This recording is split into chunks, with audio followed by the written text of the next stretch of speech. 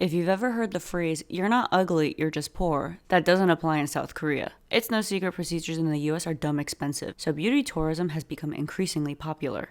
My name's Aaron Donahue, and I'm a travel photographer and content creator, and while I was in Seoul, I got 5 procedures in a day. If you want the cost breakdown, keep watching to see all the treatments I did. I chose Abijou's Myeongdong location, which came through a genuine word-of-mouth referral because I didn't trust the countless clinics you see promoted on social media with undisclosed partnerships. I scheduled my appointment for the end of my trip so that I didn't have a busted face the whole time. I'm gonna be honest, I have a low pain threshold, I'm a wuss, so for my first serious venture into advanced skincare, I decided to start relatively conservative. This appointment began with a preparatory facial, followed by XLV laser to tackle my freckles from sun damage. The pain was a manageable 4 out of 10. Then they slathered numbing cream for microneedling. While Rejurin is all the rage in Korea, I opted for the less intense option this time. Then I got lip filler for the first time. I wanted natural looking results and was relieved when they showed me they used Restylane Kiss. My session ended with some preventative Botox, and while I know I might not need it yet, the prices in Korea made it too good to pass up. The whole experience took about 3 hours, and they thought of everything, from the robot serving drinks afterward to providing prescriptions for aftercare.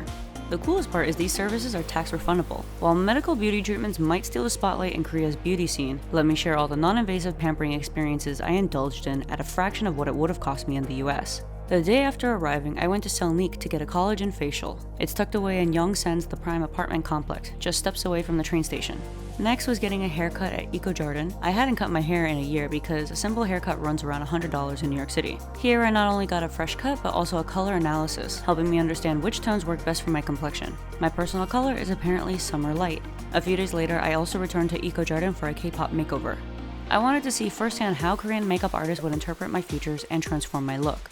It was fascinating to see their techniques and approach to glamour. The pinnacle of my pampering was at Spa Gogyo. Experiencing this traditional Korean full-body massage was the biggest splurge of my trip. The techniques were unlike anything I'd experienced before, combining centuries-old traditions with modern wellness practices. It was pretty obvious I'm no longer as spry as I used to be, as my note card stated I have knots in my traps and lack of hip mobility. And what's a beauty tour without some nail art? I couldn't resist getting a Korean gel manicure. Known for their quirky and creative designs, my Korean nail artist didn't disappoint. The best part, these designs only sent me back $40, a price that would have easily tripled back at home.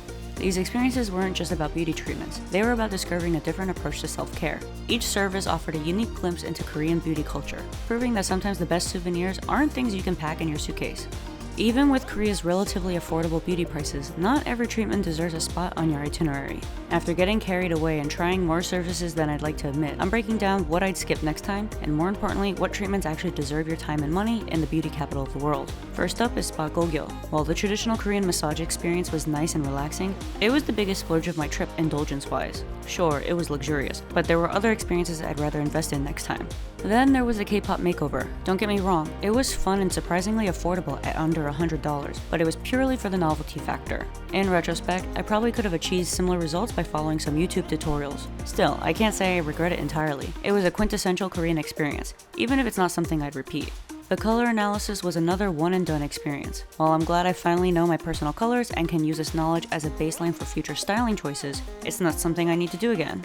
The same goes for getting a gel mani. While beautiful and reasonably priced, I have all the Gel X materials at home, and I even stocked up at the Nail Mall warehouse, so it's not unique enough to make it a must-do for future trips.